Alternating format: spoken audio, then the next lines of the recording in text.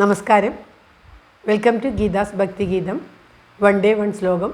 ശ്രീമദ് മഹാഭാഗവതം പ്രഥമസ്കന്ധം, second chapter, 8th ശ്ലോകം. Today 537th day. For details, please see the description box. Geetha's Bhaktigeetham, ഒരു ദിവസം ഒരു ശ്ലോകം. ശ്രീമദ് മഹാഭാഗവതം 537 ദിവസം. ഇന്ന് പ്രഥമസ്കന്ധത്തിലെ 2ാമത്തെ അധ്യായത്തിലെ 8ാമത്തെ ശ്ലോകം.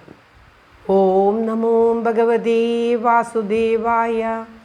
ഓം ശ്രീകൃഷ്ണ പരമാത്മനേ നമഃ. ഹരിശ്രീ ഗണപതയേ നമഃ. അവിഘ്നമസ്തു ശ്രീ ഗുരുഭ്യോ നമഃ. ഓം തത്സത്. കൃഷ്ണം നാരായണം വന്ദേ, കൃഷ്ണം വന്ദേ വ്രജപ്രിയം, കൃഷ്ണം ദ്വൈപായനം വന്ദേ, കൃഷ്ണം വന്ദേ പൃഥാസുതം.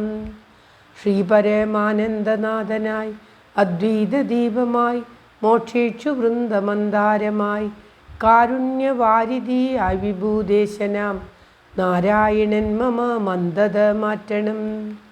ഓം തത്സത്. ശ്രീമദ് മഹാഭാഗവതം പ്രഥമസ്കന്ധത്തിലെ 2ാമത്തെ അധ്യായത്തിലെ 8ാമത്തെ ശ്ലോകം. ധർമ്മസ്വനുഷ്ഠിതഃ പുംസാം വിശ്വക്സേനാ കഥാസൂയ നോത്പാദയേദ്യേതി രതിം ശ്രമ ഏവ ഹി കേവലം. ഓം തത്സത്. ധർമ്മസ്വനുഷ്ഠിതഃ പുംസാം വിശ്വക്സേനാ കഥാസൂയ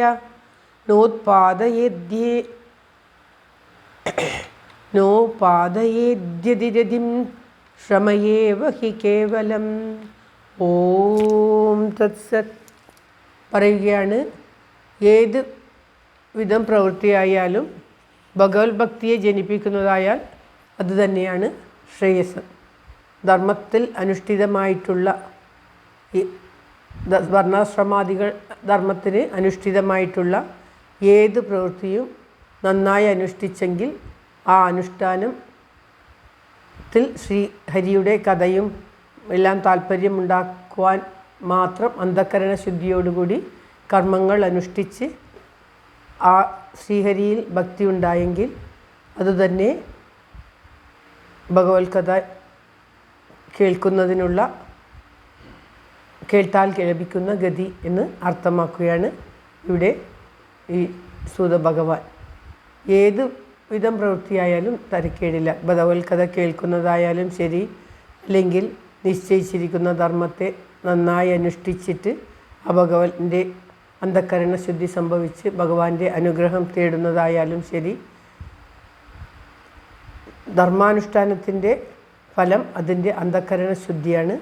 അതിൻ്റെ ലക്ഷണം ഭഗവത് കഥ രതി എന്ന് സാരമാക്കുകയാണ്. അതായത് ഒരു ധർമ്മം അനുഷ്ഠിച്ച് ഒരു മനുഷ്യൻ അന്ധക്കരണ ശുദ്ധി വരുത്തി കഴിഞ്ഞാൽ അവന് പിന്നെ ഭഗവത് കഥയും ഭഗവാനിൽ രതിയും ഉണ്ടാകുന്നതിന് ഒട്ടും സംശയമില്ല. ഇങ്ങോട്ട് പരസ്പര പൂരകങ്ങളാണിവ എന്നർത്ഥം. അതായത് സ്വന്തം ധർമ്മം യഥാവിധി അനുഷ്ഠിച്ച് അന്ധക്കരണ ശുദ്ധി വരുത്തിയ ഒരു മനുഷ്യന് ഭഗവത് കഥയിൽ രതി ഉണ്ടാകാതിരിക്കുകയില്ല. അതേമാതിരി ഭഗവത് കഥയിൽ രതി ഉണ്ടാകണമെങ്കിൽ അന്ധക്കരണ ശുദ്ധി ഉണ്ടാകണം. അന്ധക്കരണ ശുദ്ധി ഉണ്ടാകാൻ സ്വധർമ്മം യഥാവിധി അനുഷ്ഠിക്കുകയും വേണം. അല്ലാതെ ധർമ്മത്തിൽ നിന്ന് ഒളിച്ചോടുകയോ പരധർമ്മം ചെയ്യുകയോ ഒക്കെ ചെയ്യുന്നവർക്ക് അന്ധക്കരണ ശുദ്ധിയും ഉണ്ടാവുകയില്ല, യഥാർത്ഥ ഭഗവത് ഭക്തിയും ഭഗവത് കഥ രതിയോ, രതി എന്ന് പറയുന്നത് ഇഷ്ടം, പരമമായ ഇഷ്ടത്തെയാണ് രതി എന്ന് പറയുന്നത്. ആ പരമമായ ഇഷ്ടമോ അല്ലെങ്കിൽ ഭഗവാനോടുള്ള ആ പരമമായ താല്പര്യമോ അന്ധക്കരണ ശുദ്ധി വരുത്താത്തവർക്കുണ്ടാവുകയില്ല. അന്ധക്കരണ ശുദ്ധി ഇല്ലാത്തവർ ചെയ്യുന്ന ഭക്തിയെല്ലാം പ്രകടനമായിരിക്കും. അവർക്ക് യഥാർത്ഥ ഭക്തി ഉണ്ടാവുകയില്ല. മറ്റുള്ളവരെ കാണിക്കുവാൻ വേണ്ടിയുള്ള ഭക്തിയായിരിക്കും അവരുടേത് എന്ന് ഈ ശ്ലോകത്തിലൂടെ നമുക്ക് ഒരിക്കൽ കൂടി മനസ്സിലാക്കാൻ സാധിക്കുന്നതാണ്. ധർമ്മത്തിൽ അനുഷ്ഠിതമായിട്ടുള്ള കർമ്മങ്ങൾ ചെയ്ത് അന്ധക്കരണ ശുദ്ധി വരുത്തിയവർക്ക് ഭഗവത് കഥാരതിയിൽ താല്പര്യമുണ്ടായിരിക്കും, ഒട്ടും സംശയമില്ല എന്നാണ് ഈ ശ്ലോകത്തിൽ പറയുന്നത്. ശ്ലോകം ഒരിക്കൽ കൂടി.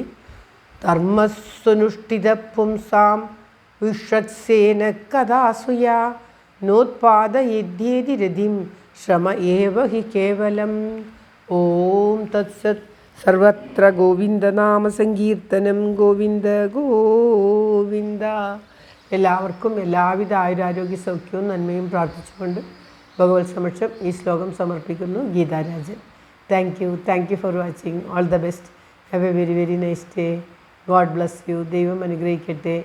എല്ലാവർക്കും എല്ലാവിധ ആയുരാരോഗ്യ സൗഖ്യവും നന്മയും ഉണ്ടാകട്ടെ. ഓം തത്സത്.